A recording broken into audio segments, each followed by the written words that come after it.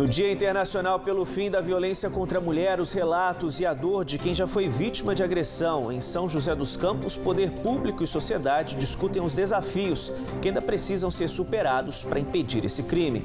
Confusão e bate-boca, sem horários disponíveis para o cadastro da biometria. Eleitores de Campos do Jordão que não fizeram o procedimento criam confusão no cartório da cidade.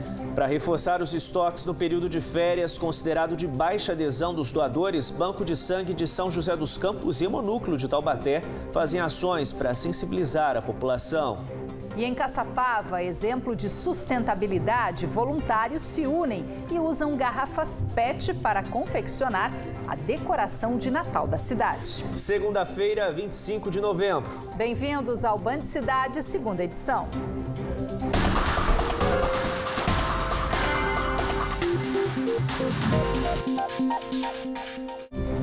Boa noite para você. Olá, muito boa noite. Hoje é o Dia Internacional pelo Fim da Violência contra a Mulher.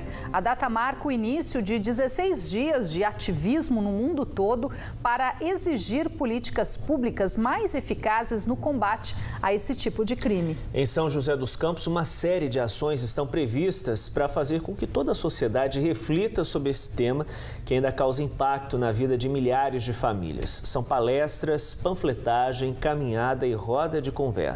A Lei Maria da Penha, criada há 13 anos, foi um avanço, mas ainda existe o desafio de tornar mais acessível a rede de atendimento às vítimas. Por medo, ela ainda prefere não mostrar o rosto.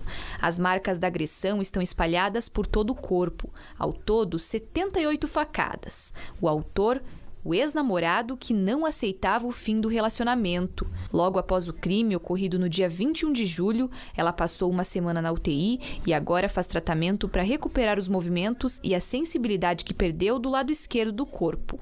Sobreviver foi um milagre, mas ficou o trauma. Eu levei a facada de um homem que eu amava, que eu fui, assim, completamente apaixonada por ele, que ele teve a minha fidelidade, teve o meu carinho.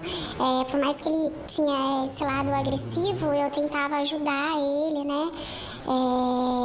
Então, para mim foi muito difícil e é muito difícil até hoje, eu sofro muito quando eu penso. Hoje o agressor está preso e ela, mais uma vítima entre as 60 atendidas por essa ONG em Taubaté. Aqui, mulheres e crianças que sofreram algum tipo de violência recebem apoio psicológico e de assistência social. O serviço existe há 2 anos e o número de atendimentos só aumenta. O Instituto existe porque existe uma demanda na nossa cidade. Mesmo sendo mascarada ainda, que é difícil falar de violência, é difícil chegar até aqui, né? Tem se falado mais, né? E cada vez que a gente aparece, que alguém que tem um testemunho de uma mulher, elas criam coragem para nos procurar. Na Delegacia da Mulher, em São José dos Campos, em média, são registrados 39 casos de violência contra a mulher por semana. Por isso, no Dia Internacional pelo Fim da Violência contra a Mulher, profissionais que integram a rede de atendimento às mulheres em situação de violência se uniram para divulgar ainda mais o trabalho realizado pelo Judiciário, Promotoria e Segurança Pública. O evento dá início a uma programação de 16 dias, onde várias ações vão acontecer na cidade. Esse momento aqui se faz presente para realmente acrescentar para a população a importância, né, de romper esse ciclo de violência e denunciar, sim, né? Violência contra a mulher é crime. A juíza da Vara de Violência Doméstica e Familiar contra a Mulher destaca que dos 1.700 processos em andamento na cidade, 70% envolvem medidas protetivas. O estupro de vulnerável, ele tem uma incidência muito grande, muito maior do que eu imaginava. Ele ocorre clandestinamente, então as pessoas, não só as mães, mas os familiares e principalmente na escola, as pessoas têm que estar sempre alertas ao comportamento das crianças. Quando ela se torna mais introspectiva, quando ela fica mais agressiva, porque às vezes isso acontece por pais, por padrastos, por avós, por vizinhos, por pessoas íntimas que têm toda a confiança para cuidar de uma criança, para prover o que se entenderia que seria a segurança dela, e isso não acontece. principal desafio da rede de atendimento hoje é fazer com que as mulheres saibam o tipo de apoio que vão receber ao pedir ajuda. Muitas ainda têm medo de denunciar o agressor ou não percebem que estão vivendo algum tipo de violência. Esse potencial de denúncias tem crescido, né? Os nossos esforços estão sendo no sentido também de ampliar e facilitar o acesso das vítimas às delegacias de polícia, ao Ministério Público, à Defensoria Pública, para que isso acabe sendo ainda mais efetivo. A rede ainda é um sistema intrincado, né? Porque como a Lei Maria da Penha é um sistema que engloba tanto a atuação jurídica, médica, de saúde, na área de educação, as pessoas muitas vezes acabam não tendo acesso a toda assim, a abordagem multidisciplinar que a lei oferece, né? Foi o que esta mulher, que também prefere não ser identificada, viveu durante 2 anos. Ela conta que o companheiro começou a mudar o comportamento em 2014, com xingamentos a respeito da organização da casa. Mas logo depois, as ofensas passaram a ser acompanhadas de agressões físicas, primeiro com o filho e depois com ela. Até que em 2016, mesmo dependendo financeiramente do agressor, ela decidiu sair de casa e pedir medida protetiva contra ele. Hoje, a dona de casa conta com o apoio da Patrulha Maria da Penha, da Guarda Municipal, que mantém o ex-companheiro longe. Ao relembrar as agressões, ela chama a atenção das mulheres que enfrentam relacionamentos como o que viveu. Eu nunca apanhei do meu pai na minha vida, e mesmo não tendo que seja o pai. Homem não tem o direito de bater em mulher nenhuma, e vice-versa. É a conversa que vale e não é a agressão.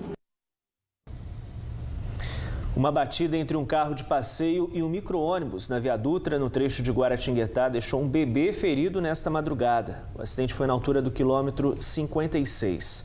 O bebê foi socorrido em estado grave e levado para o Hospital Regional em Taubaté. Segundo a unidade, como o quadro de saúde da criança melhorou, ela foi transferida para a Santa Casa de Lorena. A Secretaria de Mobilidade Urbana de Taubaté realiza nesse momento mais uma audiência pública para discutir a situação do transporte coletivo na cidade, né, Otávio? Pois é, Rose, é mais uma oportunidade para os usuários apontarem os principais problemas e cobrarem as melhorias no sistema, que ainda é alvo de muitas críticas. E quem acompanha a audiência, que é realizada na Escola do Trabalho do Jabuticabeiras, é o repórter Rafael Olímpio. Oi, Rafa, boa noite. Bom, além de ouvir a população, a Prefeitura já sinalizou se pretende fazer uma nova adequação no sistema de transporte coletivo? Olha, Rose, eu tenho certeza que essa pergunta também é a de muitos munícipes que estão participando aqui agora dessa audiência, viu? A oportunidade deles aqui participar dessa audiência é justamente coletar essas demandas, né, e levar para a Secretaria de Mobilidade Urbana, onde ali ao longo de 2020 essas demandas, essas solicitações serão colocadas em práticas. A gente sabe que recentemente, né, algumas linhas daqui de Taubaté passaram a operar sem cobradores. Foi uma solicitação aí da empresa frente ao trabalho que é feito hoje compartilhado com as vans do TCTAL. Hoje são 27 linhas que operam hoje aqui o sistema de transporte público em Taubaté. E um dado interessante é que apenas 4% da população utiliza hoje o transporte público, Rose e Otávio. Nos últimos 9 anos, foi constatado que houve uma queda de 42% no número de pagantes, né, de número de munícipes aí que utilizam o transporte público aqui de Taubaté. Hoje são 960 mil passageiros, né? E 25% representa aí o uso da gratuidade, o que mostra aí o que é um desafio, né? Tanto para as empresas que operam aqui o transporte público de Taubaté, quanto também para a Prefeitura, de até mesmo solucionar aí alguns problemas que são cobrados, como atrasos, alguns itinerários que não atendem a população. Mas quem não pôde participar aqui, pode continuar levando a sua sugestão também para o setor de protocolo na Prefeitura. Rose e Otávio. Beleza, Obrigada, Rafa, obrigado pelas informações. Uma pena, né, Rose? Tão vazio, né? Mais uma audiência bem vazia e depois não adianta também cobrar, né? Pois é, a população sempre nos procura aqui reclamando do transporte público de Taubaté, da situação precária dos ônibus, horário de linha, mas quando tem oportunidade tem que participar para também dar voz. Mas aí, né? essas audiências também precisam ser mais divulgadas, né?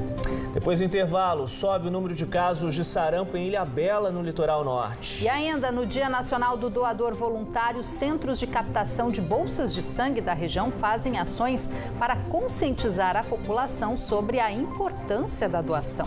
Hora certa para você, 7 horas em ponto. Continue com a gente, daqui a pouquinho estamos de volta.